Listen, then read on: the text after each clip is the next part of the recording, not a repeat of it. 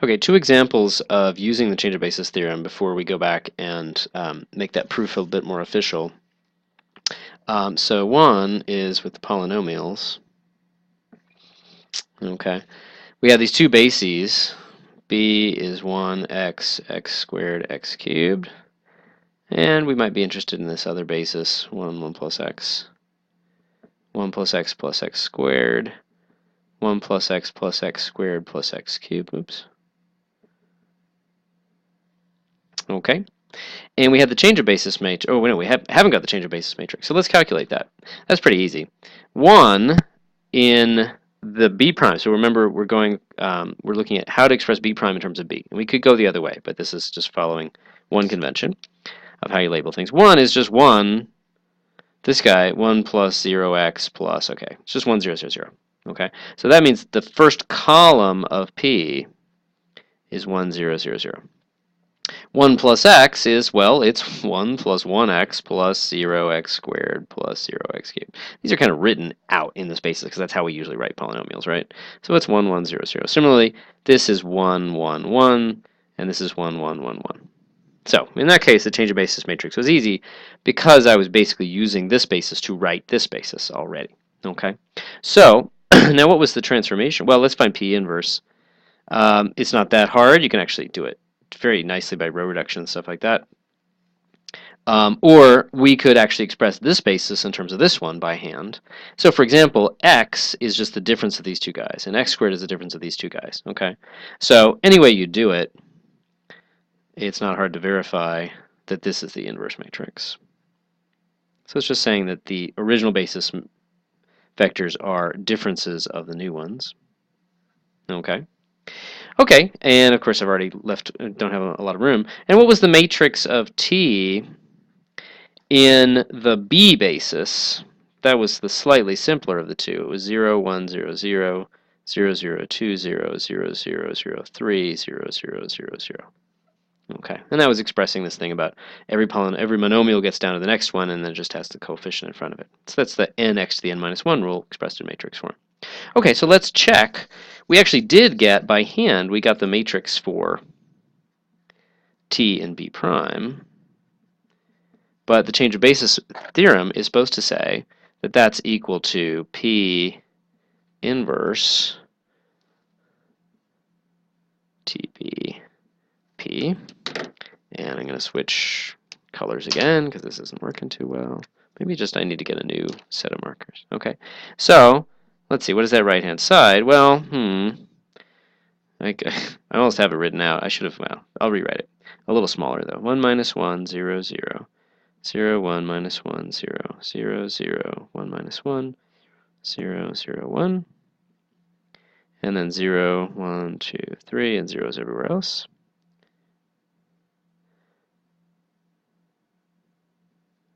And then this guy, 1, 1, 1, 1, 0, 1, 1, 1, 0, 0, 1, 1, 0, 0, 0, 1. Okay, now I'll let you do the matrix multiplication. It really does come out as the right thing, which was, what was it? It was a very similar looking matrix, not too shocking that it's so similar. 1, 2, 3 again, still upper triangular, zeros on the diagonal, and then some minus ones here. Okay. I'll let you check that. So, but I want to look at this and tell you how I remember it, kind of where to put the inverses and all that kind of stuff. Okay, so we've got the matrix of T expressed in the B basis. Okay, and then we want to get to the matrix of T expressed in the B prime basis. So what this is going to be inputting, this matrix inputs something in the B prime basis. So something expressed in terms of 1 plus x, 1 plus x squared, 1 plus x squared, 1 plus x squared plus x cubed.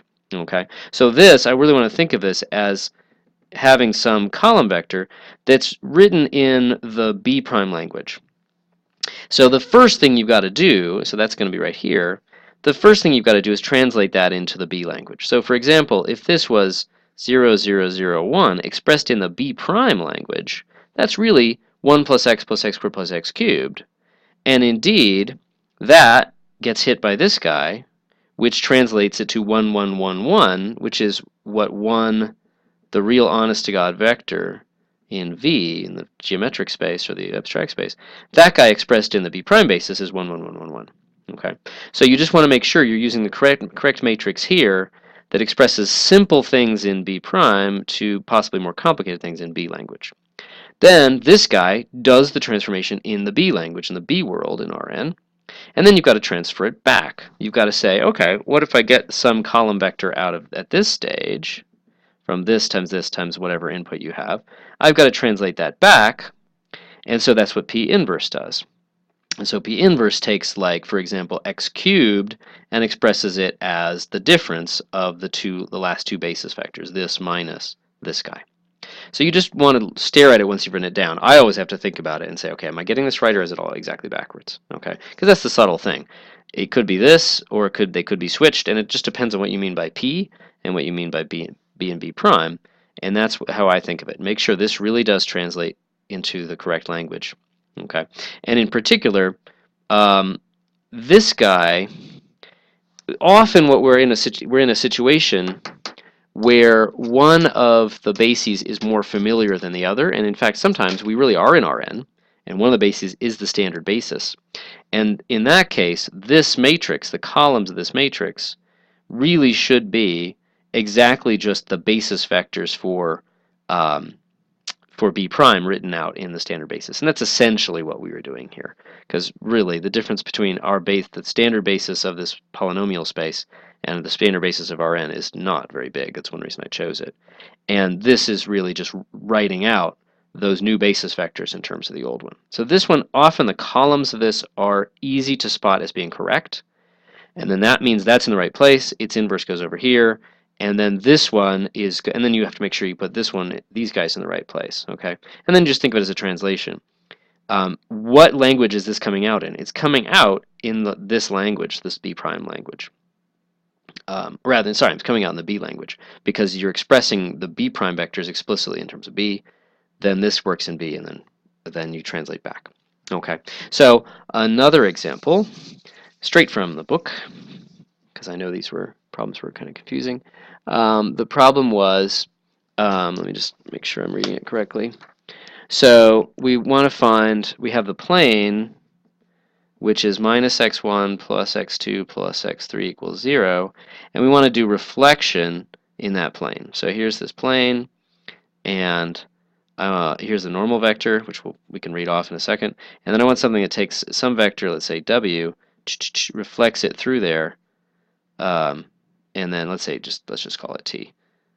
T of w should reflect. Okay, so there's a nice geometrical way to do this, which is let's suppose we're lucky enough to have a nice basis here, and let's say that we have v1 and v2 inside the plane.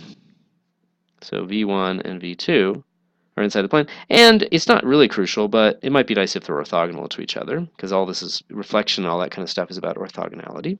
And it's crucial, the next thing that is crucial, v3 is perpendicular to the plane. Okay, and that's nice, because if I want to take the transformation that's reflection on any combination on, say, w, or let's say just like a v1 plus b v2 plus c v3, that's really easy. That's just AV1 plus BV2 minus CV3. Okay. Okay. Or in other words, what have I just done? I've just told you the matrix in this basis. Okay. So let's call that the basis B, and assuming we have that. Okay. What this says is that the matrix of T in the basis B is just 1, 1, minus 1 with zeros everywhere else. Okay. Okay. So we've got a matrix in hand. And suppose we want to get the standard matrix in the standard basis of T. Okay, that's going to be different because the standard basis doesn't have these properties.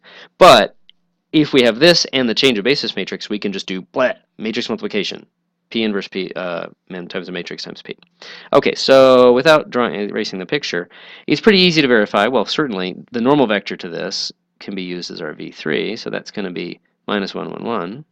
And then it's not too hard to either guess, or you could do like a Graham-Schmidt or something, V1, I just need something, let's just have 0 here for simplicity, and then these guys just need to add to 0.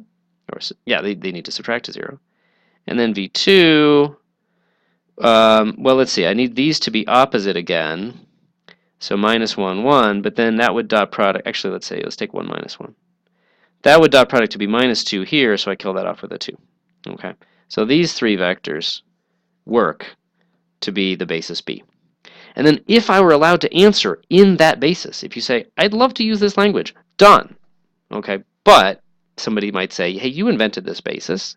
I didn't want the matrix in that basis. I want the matrix in the standard basis. Okay, so what's our P matrix? Okay, and this is the change of basis from that new basis back to the standard.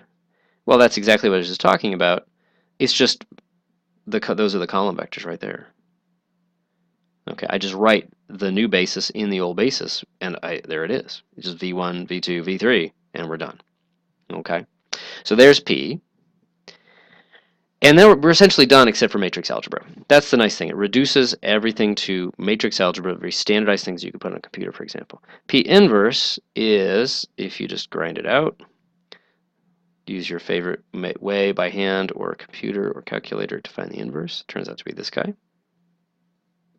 Okay. And so we're going to take P inverse times 1, 1 minus 1 times P. Okay. Very straightforward kind of thing that works on the calculator. Turns out to be 1/3 overall times 1, 2, 2, 2, 1 minus 2, 2 minus 2, 1. And then what you want to verify, if you want to double check this, you want to verify, let's call that A. You'd want to verify that A times each of these vectors gives you what you want. So like, is A110 equal to 110? And it is. You can verify that. Is A times this vector itself, and is A times this vector minus itself? And indeed, that all works. But it's a very systematic way to do this, that you address the issue of the two bases, and that's not hard. I just wrote down the column vectors. Boom. I took the inverse, which is just a mechanistic operation at this point, hopefully.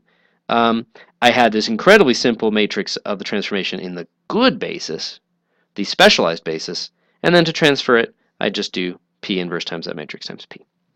Okay, and then I'll do another video with more about the proof, but that's really a lot of what you need to know.